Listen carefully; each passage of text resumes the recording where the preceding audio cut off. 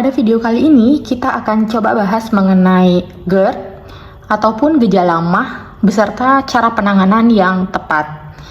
Nah, pernah nggak sih kamu lagi asik makan, tapi tiba-tiba perut bagian atas terasa ditusuk-tusuk, mual, atau bahkan panas di dada naik sampai ke tenggorokan? Kalau kondisi tersebut relate atau pernah terjadi di kamu, bisa jadi kamu terkena MAH, GERD, atau duet maut keduanya. Jadi, MAH itu sebenarnya bukan nama penyakit, tapi kumpulan gejala ketika lambung sedang tidak oke. Biasanya muncul kalau kita telat makan, makan pedas berlebihan, atau stres yang bikin asam lambung itu naik. Tandanya tentu seperti gejala yang tadi, yaitu perut perih, mual, kembung, kadang sampai pusing. Intinya lambung dalam keadaan tidak oke. Nah, kalau GERD beda lagi. Ini lebih ke masalah asam lambung yang naik ke kerongkongan. Makanya dada akan terasa panas, seperti ada yang tersangkut di tenggorokan. Dan kadang bikin kita sering sendawa atau batuk-batuk.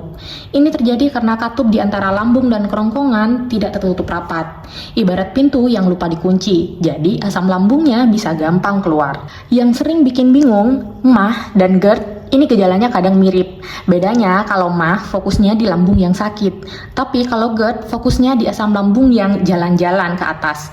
Tapi dua-duanya sama-sama bikin hidup itu nggak nyaman. Terus gimana cara ngatasinya? Nggak selalu harus obat dulu. Kadang pola hidup aja sudah bikin banyak perubahan. Misalnya, jangan makan makanan yang terlalu cepat dan terlalu banyak. Kemudian hindari kopi, teh, makanan pedas, dan gorengan. Minimal sampai gejalanya mereda. Jangan langsung rebahan setelah makan.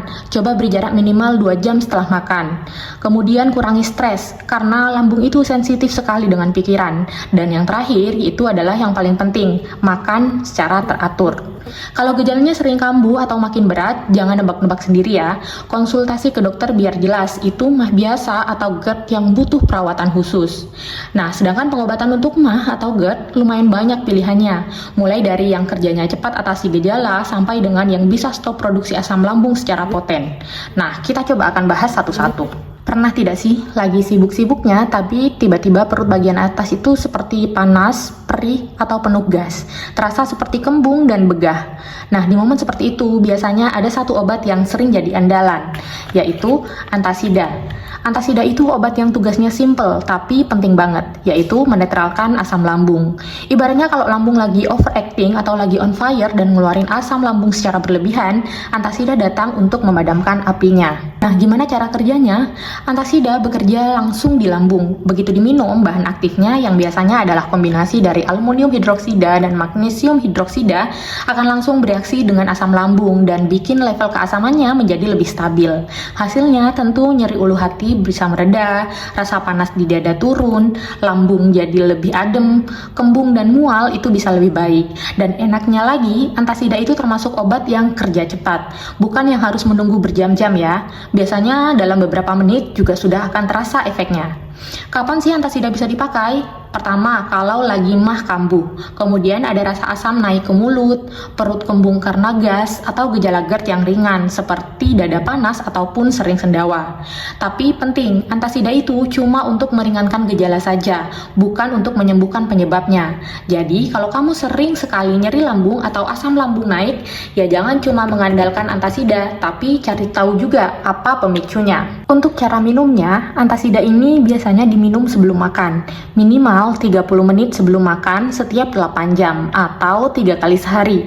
Tapi bisa juga dikonsumsi saat MAH sedang kambuh.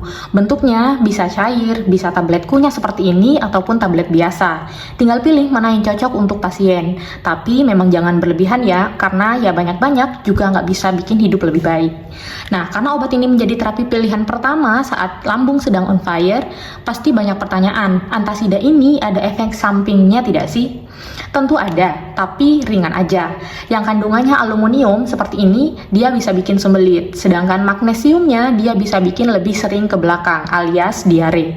Makanya banyak produk antasida itu merupakan gabungan dari dua bahan aktif ini, supaya efeknya seimbang atau saling meniadakan. Nah, tapi kalau kamu sedang mengkonsumsi obat lain, kasih jeda sekitar 1-2 jam sebelum atau sesudah mengkonsumsi antasida. Karena antasida ini bisa mengganggu penyerapan obat lain. Dan kalau gejalanya sering muncul, makin parah atau sampai susah menelan, nyeri dada, pun juga berat badan turun tanpa alasan, nah itu berarti waktunya kamu harus konsultasi ke dokter. Intinya, antasida itu seperti pertolongan pertama untuk lambung yang sedang on fire. Cepat, simple, dan lumayan ampuh untuk perut kembali ke mode damai. Intinya, sayangilah lambungmu, karena kalau lambung dalam keadaan tidak oke, aktivitas sehari-hari bisa langsung berantakan. Dan kita semua tahu bahwa rasa perih mah ataupun panas saat GERD itu bukan hal yang mau dirasakan 2 kali. Nah, kalau antasida ini seperti pemadam kebakaran yang instan, maka omeprazol dan lansoprazol ini ibaratkan adalah tim teknik yang bekerja dari dalam. Kerjanya memang lebih pelan, tapi efeknya tahan lama. Apa sih omeprazol dan lansoprazol ini? Dua-duanya ini adalah obat golongan PPI atau proton pump inhibitor. Kerjanya simple, mereka mematikan pompa penghasil asam lambung. Jadi kalau asam lambung ibarat keran air yang bocor terus-menerus, PPI ini menutup kerannya. Makanya efeknya bertahan lebih lama dibandingkan dengan antasida ataupun obat yang lain. Omeprazol dan lansoprazol punya fungsi yang mirip sekali. Ibaratnya mereka ini saudara dari golongan PPI, cuma beda generasi. Lansoprazol biasanya kerjanya sedikit lebih cepat, tapi secara umum keduanya sama-sama bisa diandalkan untuk menenangkan lambung yang tidak oke. Kalau ada pertanyaan, untuk kondisi apa sih omeprazol dan lansoprazol ini bisa dipakai? Kedua obat ini biasanya dipakai untuk asam lambung yang tinggi dan membandel. Kemudian untuk GERD, mah kronis ataupun radang lambung, luka di lambung atau usus, kemudian juga terapi infeksi bakteri H. pylori yang biasanya digabung dengan antibiotik. Intinya kalau gejala sudah bukan level perih sedikit, tapi lebih ke kok setiap hari seperti ini, biasanya dokter akan mulai mempertimbangkan untuk memberikan terapi golongan PPI ini. Cara kerjanya gimana? Nah, ini penting. Omeprazol dan lansoprazol ini tidak bekerja langsung saat diminum. Mereka butuh waktu buat aktif di tubuh. Makanya yang paling efektif memang diminum sebelum makan, biasanya saat pagi hari.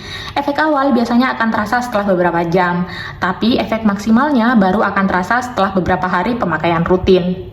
Setelah mengkonsumsi omeprazol ataupun juga lansoprazol, biasanya produksi asam lambung itu akan menurun. Lambung akan terasa lebih adem, luka di lambung punya waktu untuk sembuh, gejala GERD lebih terkendali, dan tidur malam lebih nyenyak karena memang tidak akan terbangun akibat dada panas. Efek samping dari obat golongan PPI ini bisa saja terjadi, tetapi masih tergolong ringan, seperti sering buang angin, kembung, pusing ringan, mual, dan juga kadang susah BAB. Kalau dipakai dalam jangka waktu yang panjang tanpa pengawasan dokter, bisa ada resiko lain seperti kekurangan vitamin B12, magnesium, atau infeksi lambung tertentu. Makanya golongan PPI itu idealnya dipakai sesuai anjuran dokter, bukan seterusnya. Tapi perlu diingat ya bahwa kedua obat ini tidak cocok diminum saat gejalanya baru muncul. Pada beberapa pasien, konsumsi omeprazol ataupun lansoprazol saat serangan mah terjadi justru bisa menyebabkan nyeri lambung semakin bertambah berat. Kemudian yang kedua juga karena efeknya kuat. Jadi biasanya dosis dalam pemakaian harus jelas dari dokter. Yang ketiga, jangan dipakai berbarengan dengan obat tertentu tanpa jeda karena bisa mengganggu penyerapan obat lain. Kalau gejalanya makin berat, kemudian juga disertai dengan muntah darah, BAB hitam, atau turun berat badan tanpa alasan, maka disarankan untuk langsung konsultasi ke dokter. Karena itu bisa jadi adalah alarm serius, bukan sekedar mah. Intinya, omeprazol dan lansoprazol itu pasukan khusus untuk masalah asam lambung berat atau yang sering kambuh. Mereka kerja pelan tapi pasti, membuat lambung lebih membaik dan cocok untuk kondisi yang butuh penanganan lebih dari sekedar antasida. Nah, yang ketiga adalah ranitidin. Ranitidin ini adalah obat golongan H2 blocker. Kerjanya adalah dengan menghambat reseptor H2 di lambung, sehingga produksi asam lambung bisa berkurang. Apa bedanya dengan golongan PPI yang tadi? Kalau kita tadi ibaratkan golongan PPI dengan keran air, nah ranitidin ini ibaratnya adalah kalau lambung punya tombol volume asam, maka ranitidin ini bisa memutar volumenya menjadi lebih kecil. Dulu obat ini populer sekali karena memang kerjanya cukup cepat, efeknya tahan dalam beberapa jam, dan cocok untuk gejala mah atau GERD dalam skala ringan ke sedang. Nah, yang mendapatkan terapi ranitidin biasanya pasien yang memang mempunyai mah yang sering kambuh, kemudian sering nyeri ulu hati, GERD yang membuat dada panas, tukak lambung ataupun luka di lambung, kelebihan asam lambung, dan juga terapi sementara saat asam lambung bikin mual atau perih. Pokoknya, saat lambung overacting, ranitidin cukup sering menjadi pilihan. Seperti yang dijelaskan tadi bahwa ranitidin ini termasuk dalam golongan H2 blocker. Ranitidin bekerja dengan menghambat sinyal yang memicu produksi asam lambung. Jadi kalau biasanya lambung keluarkan asam seperti semprotan, nah ranitidin ini dia mengurangi debitnya. Efeknya nggak secepat antasida memang, tapi biasanya mulai kerasa dalam 30 menit sampai dengan 1 jam dan bisa bertahan hingga beberapa jam ke depan. Untuk aturan minumnya, ranitidin ini biasanya diminum 1-2 kali sehari, tergantung kondisi. Bisa diminum sebelum makan atau sebelum tidur, sesuai dengan anjuran dokter. Bisa juga dikonsumsi setelah makan, tapi harus dijeda minimal 2 jam setelah makan. Terdapat beberapa efek samping penggunaan ranitidin, tapi memang jarang terjadi. Beberapa yang dikeluhkan pasien yaitu pusing, diare atau konstipasi, sakit kepala, mual, reaksi alergi, walaupun masih tergolong jarang. Selain ranitidin, sebenarnya ada obat lain yang masih tergolong ke dalam kelas H2 blocker dan mempunyai cara kerja yang sama, yaitu famotidin.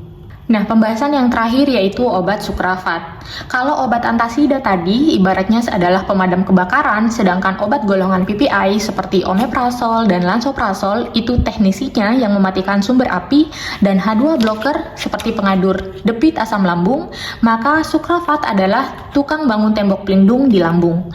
Sukrafat ini tugas utamanya bukan menurunkan asam lambung, tapi melapisi luka di lambung dan usus supaya bisa sembuh dengan tenang. Sukrafat adalah obat yang dipakai untuk mengobati luka atau tuka di lambung dan usus 12 jari. Bentuknya saat masuk ke dalam lambung itu seperti gel, karena memang kerja utamanya adalah menempel di area luka, seperti perban alami. Coba bayangkan ketika ada luka terbuka di lambung. Setiap kena asam lambung pasti akan terasa perih.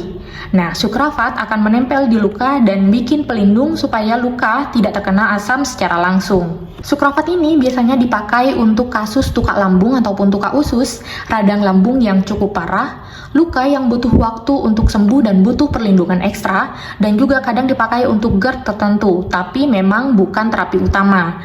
Kalau asam lambung bikin iritasi, sukrafat bukan untuk menurunkan asamnya, tapi untuk melindungi area yang sudah terlanjur luka. Cara kerjanya gimana? Nah, saat sukrafat ini terkena ke dalam lingkungan asam lambung, dia akan berubah menjadi gel yang kental.